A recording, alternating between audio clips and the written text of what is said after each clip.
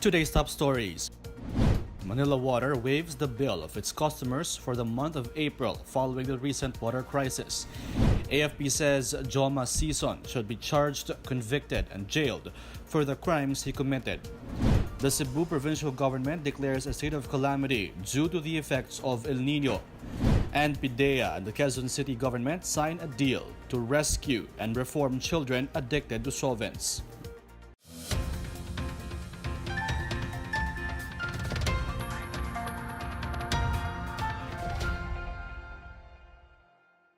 Good day, I'm William Theo. Welcome to the PNA Newsroom. Good news to customers of Manila Water. The water concessionaire is waiving the April bill of those gravely affected by the recent water shortage. This bill waiver is expected to benefit residents without water for more than a week. Miguel Hill has the story. Manila Water is providing monetary relief for all its customers severely affected by the water shortage in portions of Metro Manila and Rizal Province. Manila Water President and CEO Ferdinand de la Cruz says a one-time bill waiver scheme would be reflected in the April bill of its customers, waiving the minimum charge for all its customers across the East Zone concession area for March. Customers with a monthly consumption of 76 to 656 pesos or equivalent of 10 cubic meters of water will be waived. However, those who consumed above 10 cubic meters will still pay. Meanwhile, MWSS Administrator Reynaldo Velasco says Manila Water may still have to face penalties despite its move to waive the bill of its customers. He says Manila Water will still undergo scrutiny regarding whether they violated their concession agreement. Manila Water was given 5 days to explain what caused the water crisis and what happened to its water supply. For the PNA Newsroom, I am Miguel Hill. The Court of Tax Appeals has set the formal reading of charges against Rappler Holdings President Maria Ressa for her 4 tax deficiency charges on April 3. The CTA denied the motion of Ressa to suspend proceedings. The court set the preliminary conference for Ressa's cases on March 27. Ressa was charged for 3 counts of incorrect and inaccurate information on the income tax return for 2015 and value-added tax returns for the 3rd and 4th quarters of 2015. She also faces 1 count of tax evasion. The arraignment of Ressa was initially scheduled on January 23, but the journalist moved the dismissal of her case. Apart from the 4 cases at the CTA, Ressa also has a separate administrative case pending in the Pasig City Regional Trial Court. In Mindanao, some members of the indigenous peoples have expressed their continued support for the ongoing martial law. IP leader Datu Ramon Bayaan said the reports claiming that IP are being abused or having problems due to martial law are not true, adding that sources of these information are coming from Luzon and not from Mindanao. Bayaan claims martial law's implementation has prevented the New People's Army from executing or killing many IP for not following rules set by the rebels, which include non-participation in rallies and refusal to join the communist terrorist movement. Meanwhile, Dato Jolito Diarog says the encroachment of the NPAs in IP communities has caused divisiveness due to their bringing of rules and cultures not suited for them. He says salubungan schools were used by the NPA to recruit and indoctrinate members. Congress approved the extension of martial law in Mindanao until December 31, 2019 in a bid to totally neutralize terror groups still operating in Mindanao. The Presidential Communications Operations Office held a roadshow at the Bicol State College of Applied Sciences and Technology in Naga City. At least 500 participants from the government, non-government organizations, the academe, and the media attended the said event. PCOO Secretary Martin Andanar says the roadshow aims to ensure an extensive reach for the agency's information, education, and communications campaign. It also seeks to engage the public on the activities of the Duterte administration, increase media and information literacy, and end the spread of fake news. The roadshow will be held next at the Bicol University in Legazpi City. Senate President Tito Soto signed today the 2019 national budget while expressing strong reservations. Soto himself announced this in a press conference at the Senate with Senate Majority Leader Juan Miguel Zubiri, Minority Leader Franklin Drilon, and Senator Panfilo Lacson. In his signature, Soto said his attestation is limited only to those items approved by the Bicameral Conference Committee and ratified by both houses of Congress. Among his reservations were the 75 billion pesos worth of projects under the Local Infrastructure Program of the DPWH, which he believed to be funded unconstitutionally through internal realignments. He earlier said he would only sign the ratified version of the budget bill and not the one amended by the House. The budget bill will now be sent to President Duterte for signature. The PNP expects no escalation of attacks from the NPA following the end of peace talks. And an environmental group calls for the reduction of plastic waste during the campaign period. More on these and other news around the metro from Benj Bondok. The Philippine National Police expects no escalation of attacks by the New People's Army following the permanent termination of peace talks. This despite the threat of CPP founding chair Jose Maria Sison that lethal blows will be dealt on vulnerable targets. According to PNP Chief Oscar Albayalde, the NPA can only do isolated attacks to get the government's attention and to hide their desperation over the surrender of their comrades.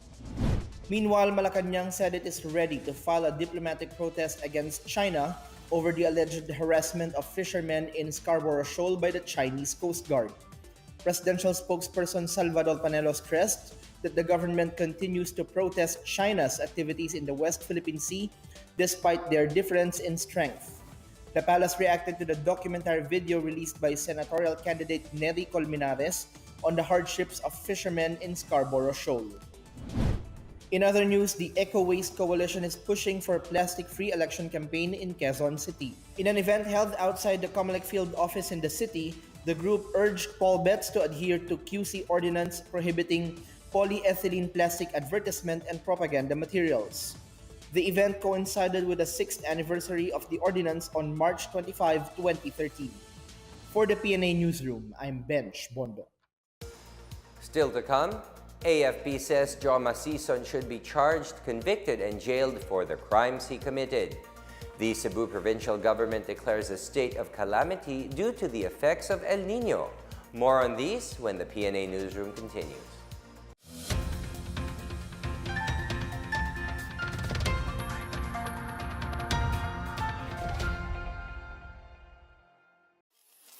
Ito ang Duterte on Duty. Ulat sa ginagawa ng Presidente. March 8, Biyernes, Negros Occidental. Ipinamahagi ni Pangulong Rodrigo Roa Duterte mga Certificate of Land Ownership Award sa mahigit 2,000 magsasaka ng Barangay Kauswagan sa Sagay City. For the remaining 3 years na ako, napamang ko 3 years, hutong yun na ako atag sa mga tao. Ang una na akong targeton, ang gobyerno, yuta sa gobyerno. Huwag mo niya kapuslanan. Kaya mga bukid na nagbawa, except for the military reservation. Madako kayo ng ilang area. Wala man das bukid. So nga na ako kasi ihatag na. Ihatag na sa tao. Kaya muna yung problema na ito. March 11, Lunes, Malacanang. Itinaas ng Pangulo ang rangko ng ilang opisyal mula sa Presidential Security Group at 250th Presidential Airlift Wing. Pinarangalan din niya ang mga katangi-tanging kababaihan sa awarding ceremony ng Outstanding Women in Law Enforcement and National Security of the Philippines. March 13, Miyerkules, Isabela. Ginawaran ni Pangulong Rodrigo Roa Duterte ng Order of Lapu-Lapu Rank of Kampilan ang 5 sundalong nasugatan sa mga engkwentro kontra Abu Sayyaf at New People's Army. Nakidalamhati rin siya sa pamilya ng mga nasawing sundalo sa madugong sagupaan. March 14, Huwebes, Davao City. Nakipagpulong ang Pangulo sa National at Regional Peace and Order Council kasama ang AFP at PNP. Dito ibinulgar ng Pangulo ang pangalan ng mga politikong sangkot di umano sa iligal na droga.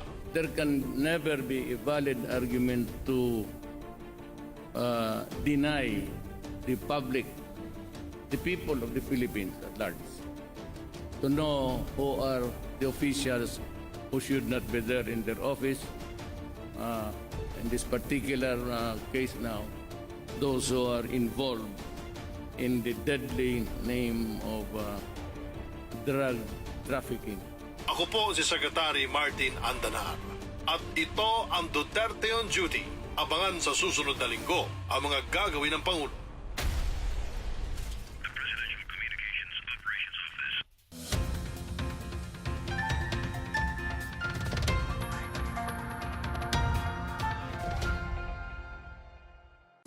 A military official said Communist Party of the Philippines founding chairperson Jose Maria Joma should be charged, convicted, and jailed for the crimes he and his minions have committed. Brigadier General Edgar Arevalo says the AFP will show that Sison is presenting fabricated information to the European countries, and such depiction of tyranny, murder, suppression of freedom, and persecution is untrue. He says Sison and his fellow leaders must be held responsible for the deaths of thousands of their members suspected of defecting to the government. The NPA has allegedly killed about 80,000 more, including non-combatant children and elderly, throughout its 50-year history. The AFP will submit to the European Union evidence that the CPP-NPA NDF is receiving funds through its front organizations, which are then used for terrorism and pocketed by their leaders. Local pump prices rose again today as oil supply in the global market dips due to more production cuts. As of 6 in the morning, prices of gasoline products increased by 65 centavos per liter and diesel by 10 centavos per liter. Kerosene prices also went up by 10 centavos per liter. These adjustments are in line with the situation overseas, due partly to output cuts by major oil-producing countries. Last week, the Department of Energy said supply from Saudi Arabia declined by 336,000 barrels per day so far this month. Another factor is the sanctions by the United States on Venezuela and Iran, which burdened supply by about 1.1 million barrels per day. Scheduled shutdown of the oil processing facilities in Japan and China for maintenance works are also expected to further lower oil supply, which in turn would increase their prices. An interagency task force will fast-track completion of a list of foreign nationals employed by the Philippine Offshore Gaming Operations, or POGOs. According to the Department of Finance, collecting income tax from these workers will add at least 22 billion pesos to the nation's coffers each year. Finance Secretary Carlos Dominguez says the government is missing out on more than 3 billion pesos per month in tax revenue, with an estimated 100,000 foreign POGO workers currently paying little to no tax. Meanwhile, the Bureau of Internal Revenue says it comes across a newspaper report in China stating that foreign workers in POGOs receive an average of 10,000 yuan, equivalent to about 78,000 pesos a month. The BIR is now starting to validate the list of workers given by the Philippine Amusement and Gaming Corporation. The Cebu Provincial Board has declared a state of calamity in the entire province, as more than half of Cebu's municipalities are now affected by the mild El Nino phenomenon. According to the Cebu Provincial Disaster Risk Reduction and Management Office, 27 of the 51 towns in Cebu are now experiencing the ill effects of the dry spell. The damage is still estimated at 100 million pesos. The rise in temperature also triggered an outbreak of coral-eating starfish in the towns of Moalboal and Cordova. The massive presence of crown-of-thorns starfish has affected the livelihood of fishermen as it significantly decreased their daily catch. The capital is set to release half of its 50 million peso quick response fund for the immediate needs of the affected local government units. Ilocos Norte announces 400 openings for summer jobs. Meanwhile, parts of Visayas and Mindanao remain under red tide alert. More on these and other stories from the provinces from Benj Bondok. In Ilocos Norte, out-of-school youths and vacationing students are encouraged to apply for summer job opportunities under the special program for employment of students. The summer job requires at least 15 days of service for different offices in the provincial capital from April to May. 400 slots are available to Ilocano youth aged 16 to 30 at 280 pesos per day. In Antique, the Department of Social Welfare and Development started its validation of senior citizens who are eligible to receive social pension. The beneficiaries who are 60 years old and above receive 500 pesos per month or 1,500 pesos every quarter from the national government through the DSWD. Meanwhile, several coastal areas in Visayas and Mindanao remain under the red tide alert. The public is reminded not to buy, catch, sell, or eat shellfish and other seafood from Western Samar, Bohol, and Surigao del Sur. For the PNA Newsroom, I'm Bench Bondo. Up next, PDEA and Quezon City government signed a deal to rescue and reform children addicted to solvents. Laguna Province is hailed as overall champion in the Batang Pinoy Luzon qualifying leg. The PNA Newsroom returns after these reminders.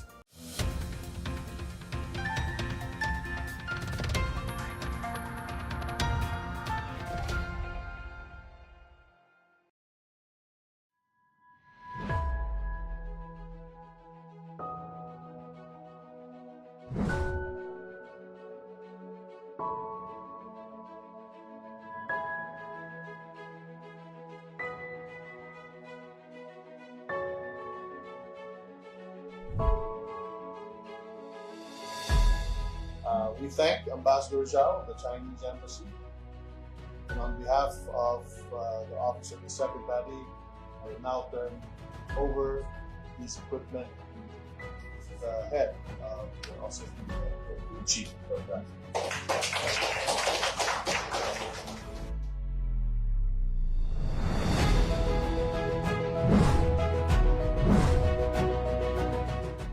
So I know this team secretary, they are very talented. You could give them a pen, you could give them their phone, their cell phone cameras, and they could still give quality pictures that you could still use, especially when during emergency that we have to cover events. But we appreciate the nation of the People's Republic of China and your generosity, Secretary, for giving this to us, to our office. Because I know these people from us in media will be more inspired, they will be more ready to take on the challenges of communicating the good news, the truth.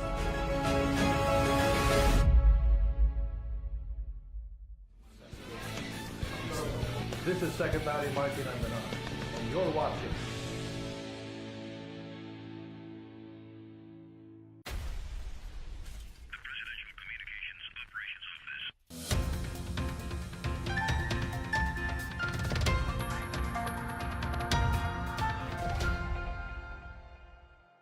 A memorandum of understanding was signed to rescue street children hooked on solvent sniffing. The Philippine Drug Enforcement Agency, or PDEA, and the local government of Quezon City have partnered to help reform these children so that they become upright citizens in the future. They launched Sagip Batang Solvent to keep children off the streets and away from illegal drug activities and drug use. Under the MOU, the Bahay Pangarap building in Novaliches will be transformed into the Sagip Batang Solvent Reformation Center. These children will be provided with reformative care and interventions like education, counseling, skills development, livelihood, and entrepreneurship training. PDEA hopes to establish more solvent kids reformation centers in different localities nationwide. And in sports, Laguna Province is still the overall champion in the 2019 Batang Pinoy Luzon qualifying leg. Laguna won a total of 38 gold medals, 35 silvers, and 36 bronzes. Baguio City finished second with 36 golds, 47 silvers, and 60 bronzes, while Quezon City was third with 24 golds, 19 silvers, and 11 bronzes. Pangasinan ranked fourth with 23 golds, 24 silvers, and 26 bronzes, followed by Pasig City, Taguig City, Dasmariñas City, Cavite, Dagupan City, Pangasinan, Muntinlupa City, and Makati City. Laguna Sports Development Officer Gerardo Cantada credited their success to the province's sports program, and Batang Pinoy is organized by the Philippine Sports Commission for students and out-of-school youth aged 15 years and below. Teen basketball sensation Kai Sotto is leaving the country to pursue his dream of joining the NBA. In an Instagram post, the Ateneo Blue Eaglet star says he is leaving Ateneo to train for the next 2 to 3 years. He has yet to reveal the details of his training, although he is reportedly being scouted by several European ball clubs such as Real Madrid and FC Barcelona. Soto says he and his family have taken everything in consideration regarding his future and that he is also doing this for Batang Gilas, Gilas Pilipinas, and the country.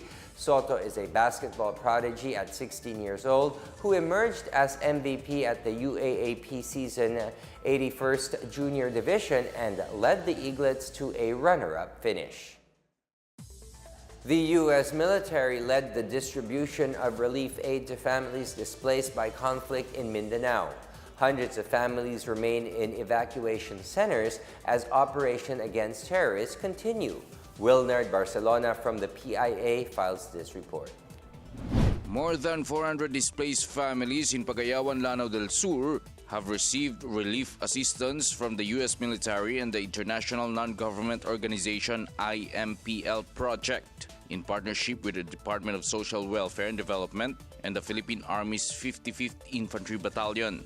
United States Civil Military Support Element Team Leader Captain Angela Smith explained that they want to make sure that the displaced families are well taken care of. The terrorists are being eliminated, but at the same time, you still have to take care of the needs of the population. And our goal, just like everyone else's goal here, is to create peace. USCMSE distributed more than 4 tons of premium rice and 46 cases of canned sardines sponsored by the Spirit of America, while the IMPL project gave away hygiene kits to the displaced families. IMPL project founder and executive director Justin Richmond vowed that more livelihood projects are coming and they will also help improve the water supply in the community. We're here to stand with the Filipino people. We're here to help them. They didn't have a choice that the ISIS guys put in camps here, but we're going to be here. We're already establishing a cooperative in conjunction with the U.S. forces that are here, setting up a water project as well as the Water Management Council, so they're able to equitably use that water, not fight over, but use it all and be a benefit for the entire population. And then we're going to move into livelihoods programs. IMPL project is a U.S.-based INGO that focuses on international development, which started in Mindanao, specializing in areas that are most threatened by the ISIS. After a short program, the Philippine Army's 12th Civil Military Operations Battalion also provided psychosocial intervention for the displaced children. More than 1,000 residents from the town of Pagayawan fled from their homes after the military clashed with Dawla Islamiyah ISIS-linked group on the afternoon of March 11.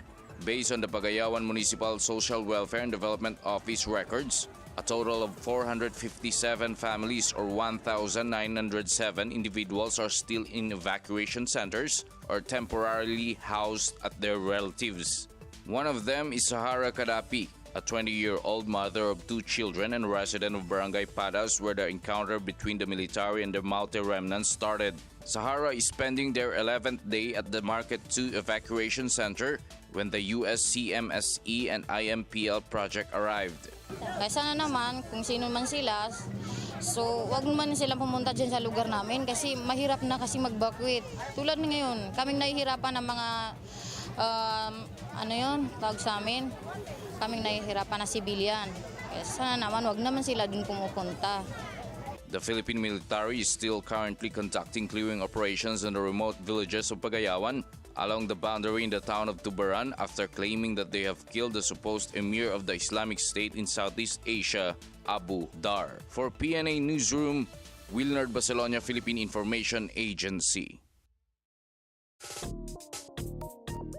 Let's now check out the weather forecast for Metro Manila and the rest of the country.